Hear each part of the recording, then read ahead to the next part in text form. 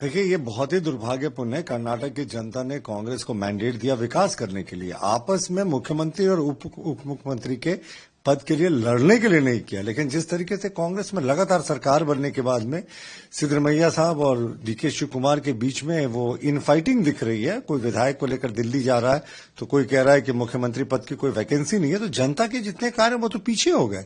जनता की किसी को सुध ही नहीं। कर्नाटक में जिस तरीके का वादा करके ये आए थे, कोई भी उसमें से इम्प्लीमेंट नहीं हुआ।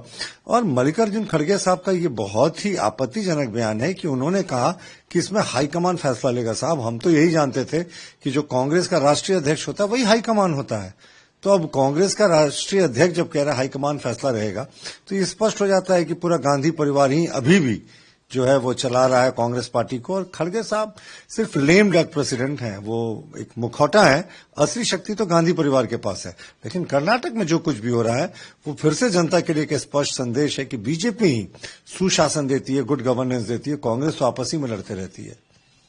देखिए, मुझे पता नहीं कि इनको आवास को लेकर इतना मोह क्यों है। और पहले पुत्र मोह था, परिवार मोह, उसके बाद भ्रष्टाचार के प्रति मोह, नौकरी भी दिया तो जमीन लेकर दिया, अब ये भवन का मोह जो है इनको, आवास का मोह, ये मुझे लगता है साफ दिखाता है कि लालू प्रसाद जी के परिवार के लिए जनता के कोई मायने नहीं है, नियम कानून के मायने नहीं है। और मंगनीलाल मंडल जी कह रहे हैं कि नहीं साहब, कानून हम नहीं मानेंगे, और कानून कुछ भी कहे, नियम जो भी कहते हैं वो बंगला किसी और के नाम आवंटित हो गया। प्रतिपक्ष के नेता, ये तो विधान परिषद में प्रतिपक्ष के नेता है, ये विधानसभा के प्रतिपक्ष के नेता के लिए लौट हुआ है। तो फिर इसमें आपको आपत्ति क्यों हो रही है साहब? इसमें तो आपको बिल्कुल आपत्ति नहीं होनी चाहिए। जैसा जिस तरीके का चीजें होती हैं वैसी होती हैं।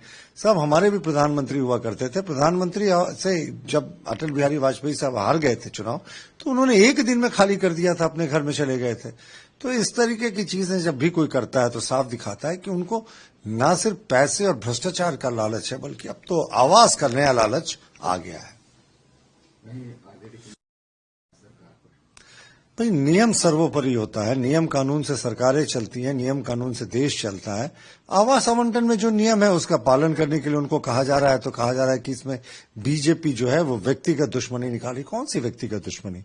हम तो चाहते हैं कि तेजस्वी जी और लालू परिवार बना रहे बिहार में, क्योंकि वो सिंबल हो गए हैं जंगल राज के और बैड गवर्नेंस के। वो जितने दिन रहेंगे हमारे लिए जो रास्ता है और सुगम होगा, और हम अपने कल्याणकारी कार्यों में लगे रहेंगे। लेकिन जिस तरीके से आवास को मुद्दा बनाया जा रहा है, तो क्या बिहार में यही एक मुद्दा है? गरीबों की आवाज बनने की बात कही थी तेजस्वी ने, पर वो तो आवास की आवाज बनकर रह गए। देखिए, ममता बनर्जी जी को ना उपन्यास, जो जासूसी उपन्यास है, वो पढ़ना बंद करना चाहिए। पता नहीं कहां से रोज ये नया नया एक थीम लेकर आ जाती है, रहस्य रोमांच से भरा हुआ, और वो टाँ फेस हो जाता है। एसआईआर में इन्होंने बड़े बड़े आरोप लगाए, पर एसआईआर से आपको आपत्ति क्या है ममता दीदी? हमें तो लगता है 1-8 करोड़ से ज्यादा नाम बंगाल में कटने की आशंका है। जब बिहार में 60-65 लाख नाम कर सकते हैं, तो बंगाल में तो जमकर घुसपैठ हुआ है, जमकर फर्जी मतदान होता है।